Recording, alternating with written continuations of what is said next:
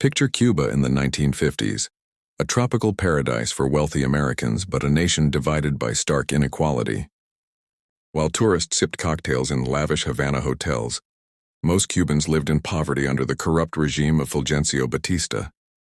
Enter Fidel Castro, a charismatic young lawyer with revolutionary ideas. In 1953, he led a bold but failed attack on the Moncada barracks.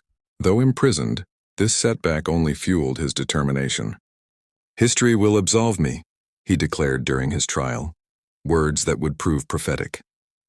After his release in 1955, Castro fled to Mexico where he met an Argentine doctor named Che Guevara. Together, they formed a small but dedicated group of revolutionaries. In 1956, they returned to Cuba aboard a yacht called Granma, barely surviving the journey with just 12 men making it to the Sierra Maestra mountains. What happened next seems almost impossible. From these mountains, Castro's guerrilla force grew. They won the hearts of rural peasants who provided food, shelter, and crucial intelligence. Meanwhile, Batista's brutal response to the uprising only pushed more Cubans toward the revolution. By 1958, Castro's forces were gaining momentum. City by city, town by town, they advanced. Batista's army, despite American weapons and training, began to crumble. The tide had turned. On New Year's Eve 1958, Batista fled Cuba with millions in stolen wealth, leaving behind a country on the brink of transformation.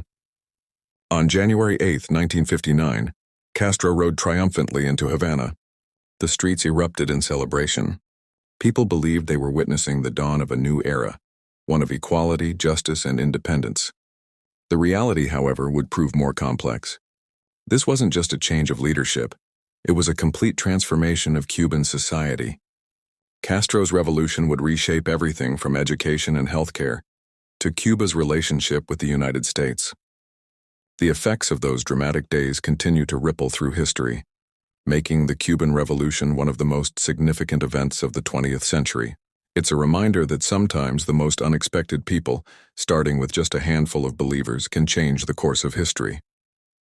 The Cuban Revolution wasn't just Castro's story.